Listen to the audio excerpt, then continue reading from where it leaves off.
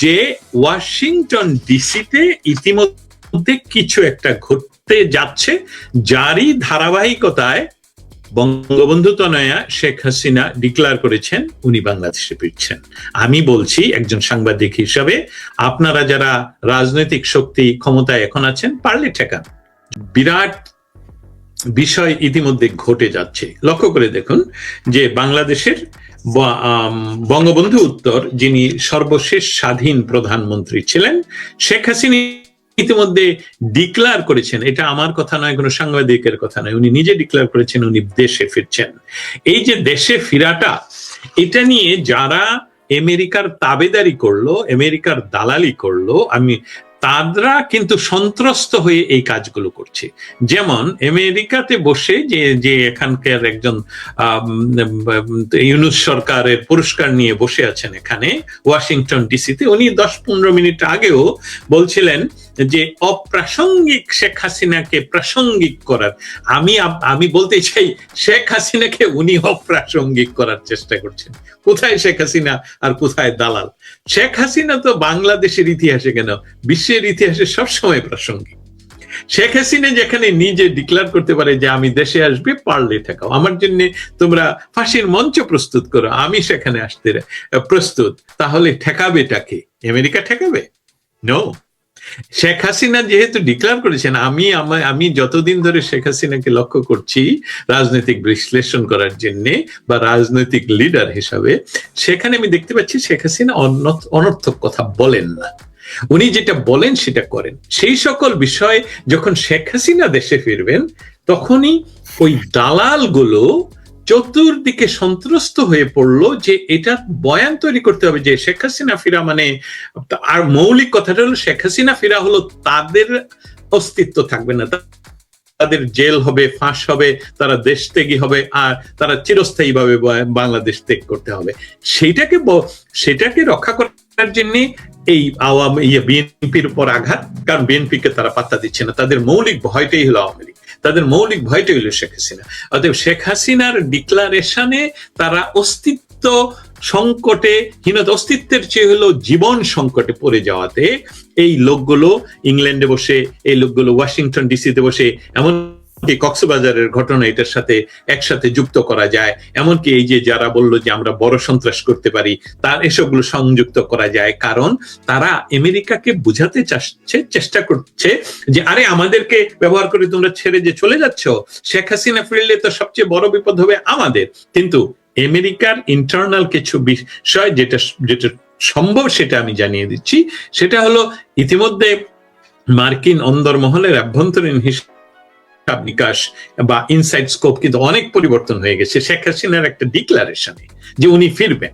অতএব বাংলাদেশের জন্য আমেরিকান দালালরা আমেরিকানদের কাছে ইম্পর্টেন্ট না, ইম্পর্টেন্ট হলো বাংলাদেশের রাজনৈতিক স্পেকট্রাম বলেন, ফ্যাব্রিক বলেন, সেখানে যে শেখ হাসিনার যে এখনো পূর্ণ সক্ষমতা দখল রয়েছে সেটা তাদের কাছে ইম্পর্টেন্ট। 55 ইয়ার্স আমেরিকা যে ঘটনাটা বঙ্গোপসাগরে ঘটাতে পারেনি, সেটা ইউনুসকে দিয়ে ঘটিয়েছেন। ইউনুস এখনো সেই দাবিদারি করে যাচ্ছেন।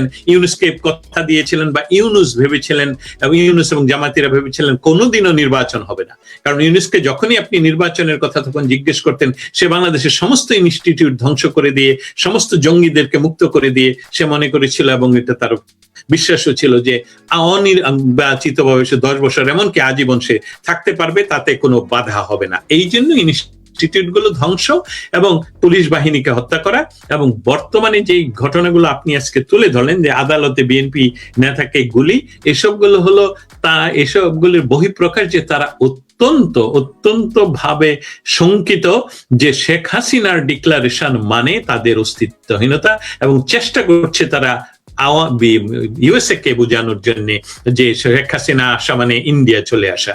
তবে মৌলিক কথা হলো ভারতকেই পাত্তা দিবে ইউএসএ, দালালদেরকে নয়।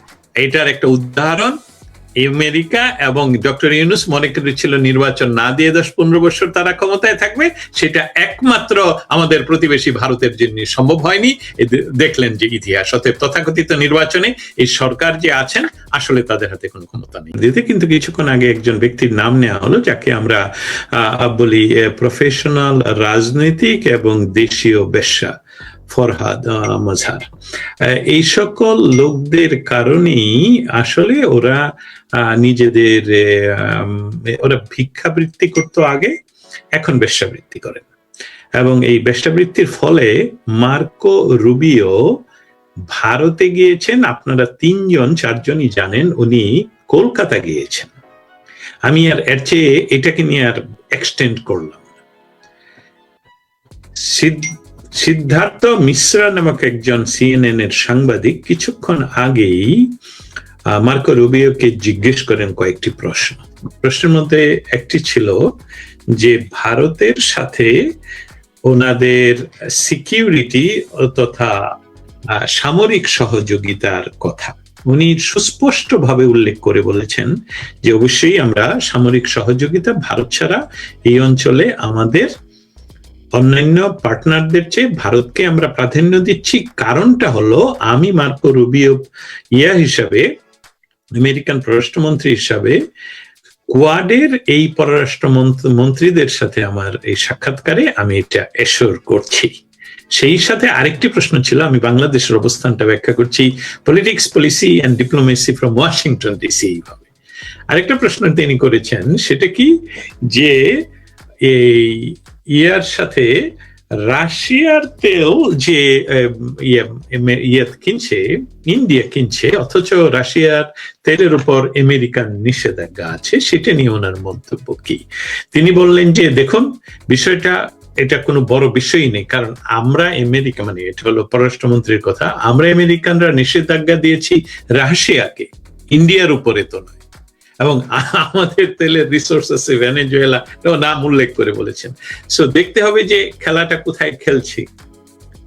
সেই খেলাটাতে বাংলাদেশে যে বিষয়টা আমরা এখন সামনে দেখতে পাচ্ছি, যে এই জামায়াত ইসলামী এবং এই গুপ্ত বাহিনী, ইউনূস বাহিনী, ওরা, আমি কিন্তু ওই লাইনেই কথাটা বলতে চাই যে তাদের ভিত নড়ে গেছে শেখ হাসিনার ডিক্লারেশনে যে শেখ হাসিনা দেশে ফিরবে। অতএব তারা যদি এই যে একটা রাজনৈতিক কঠিন ডিসিশন বা শক্তি, আওয়ামী লীগের যে শক্তি, এই শক্তির কাছে এই মানে আমেরিকা টিকে যাবে, মানে আমেরিকাকে ফেলে দেওয়ার মতন তো আমাদের শক্তি নেই।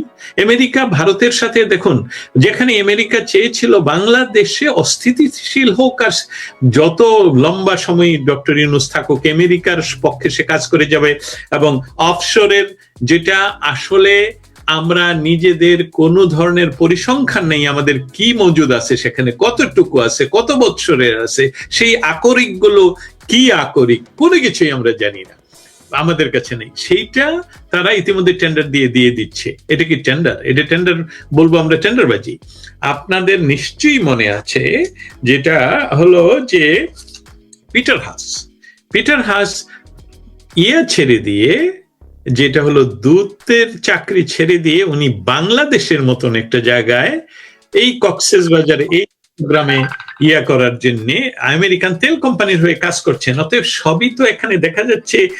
বিষয়টা আমার বলার চেয়ে তো আমরাই দেখতে পাচ্ছি, আমাদের শ্রোতা মণ্ডলী তো বুঝতে পারছেন ঘটনাটা কি।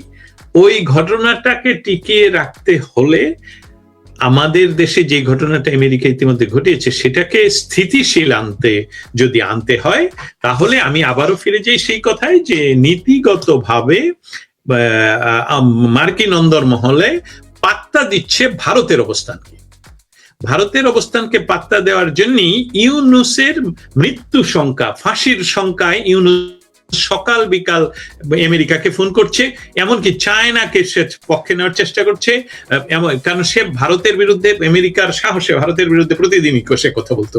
আমি মনে মনে বলতাম এবং অপয়ানও বলছি যে এই অর্বাচীন লোকটা, ভারত যদি ইচ্ছা করে আমেরিকান মতন, এবং জয়শঙ্কর এটা হোয়াইট হাউসে বলেছেন কোয়াডের তখনকার মিটিং এ, যে ভারতের প্রতিবেশী আপনারা যেরকম ইউএস, আমাদের কোয়াডের মেম্বাররা যেমন নিজেদের ন্যাশনাল সিকিউরিটির জন্য পৃথিবীর যে কোনো জায়গায় যে কোনো কিছু করার অধিকার রাখেন, ভারতও সেই রকম অধিকার রাখে আমাদের নেইবারহুডে যাতে কোনো ধরনের ক্রস বর্ডার সন্ত্রাসবাদ না হয় সেটা দমনে। আমি সেটা ভয় পাচ্ছিলাম শব্দটা যদি ট্রান্সলেট করে পরের দিনই ইউনুসকে তুলে নিয়ে আসে, কে ঠেকাবে, কে ঠেকাবে? কিন্তু বিষয়টা ভারত দীর্ঘমেয়াদী কূটনৈতিক বিষয় নিয়ে কাজ করে, তারা এগ্রেসর নয়। পাকিস্তানের মতন ভারত এগ্রেসর নয়, চায়না তো একেবারেই এগ্রেসর না। সেখানে ভারত যে আজকে যে মার্কো রুবিও যে কলকাতা গেল, এটা আমাদের বাংলাদেশের পরিস্থিতিকে অনেক বড় মেনশন করে, অনেক কিছু এখানে ইনফ্লুয়েন্স করে। বাংলাদেশ কার্যত, যেটা আমাদের সবচেয়ে জনপ্রিয় প্রেসিডেন্ট ডোনাল্ড ট্রাম্পও উনি যেভাবে বলেছেন, তো বাংলাদেশ আমাদের আমেরিকার 52nd স্টেট, সেটার অর্থটা কি? বাংলাদেশকে যে সকল বিষয়ে ডক্টর ইউনূস করে গেছেন সেই সকল বিষয়কে গিলে মেনে নিয়ে, শর্ত চুক্তি মেনে নিয়ে তারেক 209 সিট নিয়ে বসতে হয়েছে, যেটার কোনো মূল্য নেই তার কাছে। তার জন্য এই যে অর্বাচীন মব সন্ত্রাসী 2-3 জন তাদেরকে ধমকাতে পারে, কারণ ওই ধমকটা দিতে পারে অন্য জায়গায় রাতে যোগাযোগ হয় বলে। তারা গভীর রাতে ফোন করে, তারা যখন তখন ফোন করে, তাদেরকে সেই সকল রিক্সায় চড়ানো হয় যে সেগুলোর মধ্যে আমেরিকান ফ্ল্যাগ। অতএব বিষয়টা সেখানে পানি ঘোলানো করা হচ্ছে যাতে করে আমরা অনেক কিছু বুঝতে না পারি, কিন্তু বিষয়টা এরকম নয়। বিষয়টার মধ্যে রাজনৈতিক যে শক্তি, বাংলাদেশ প্রতিষ্ঠার সাথে রাজনৈতিক যে শক্তি, তাদেরকে যেহেতু যেটা আমরাও বলেছি অনেক, যে তাদেরকে অপ্রাসঙ্গিক করার যে শত চেষ্টা করা হলো, যে শেখ হাসিনাকে পুশ ইন করা হলো ইন্ডিয়াতে, এটা কিন্তু শেখ হাসিনা ইচ্ছা করে সেখানে যাওয়া নয়। উনি কিন্তু গত 2 দিন আগেই বলছেন, যেই বিমানে করে তোমরা আমাকে এখানে দিয়ে গেছো সেই বিমান পাঠাও, আমি এখনই যেতে রাজি আছি।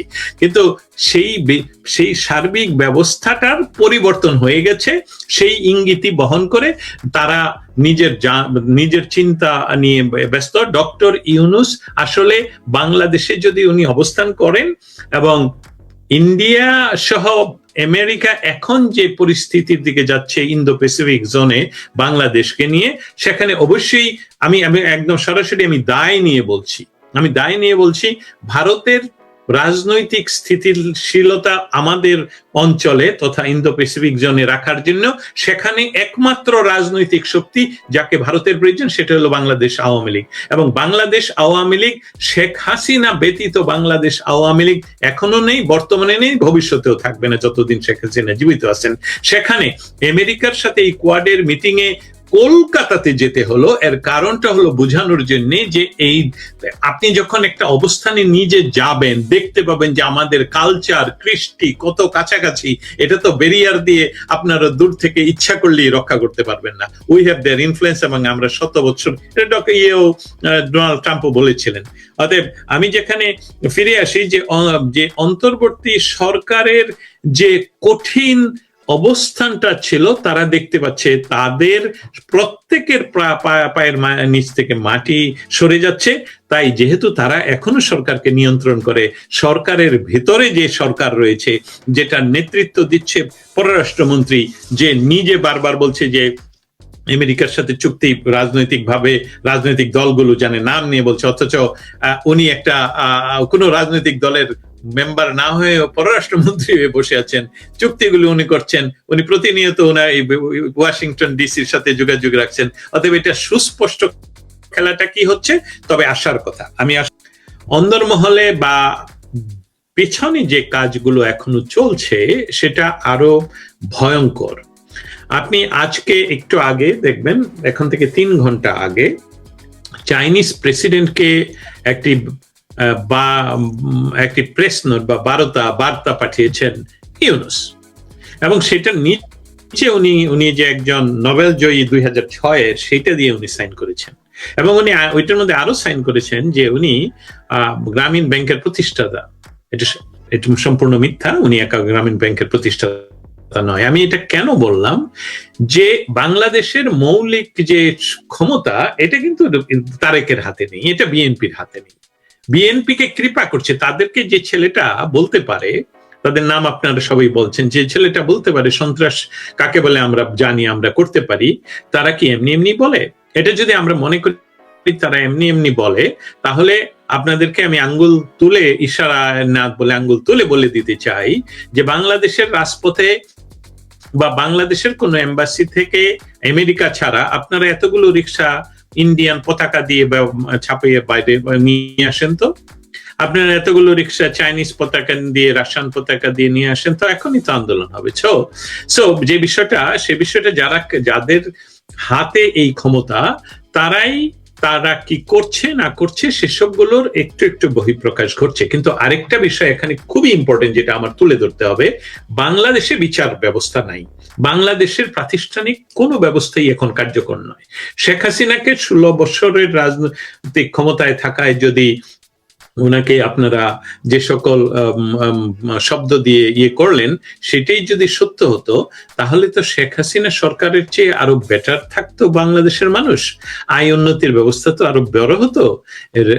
শিশু হত্যা, শিশু রেপ, রাজনৈতিক ব্যক্তিদেরকে বিচার বিভাগের ভিতরে বা কোর্ট হাউসের ভিতরে গুলি, এইসবগুলো থাকতো না। তার অর্থটা হলো যে বাংলাদেশকে একটি অকার্যকর রাষ্ট্রে পরিণত করে ইন্দো প্যাসিফিক জোনে যাদের পা রাখার সেই ব্যবস্থা তারা করে ফেলেছেন।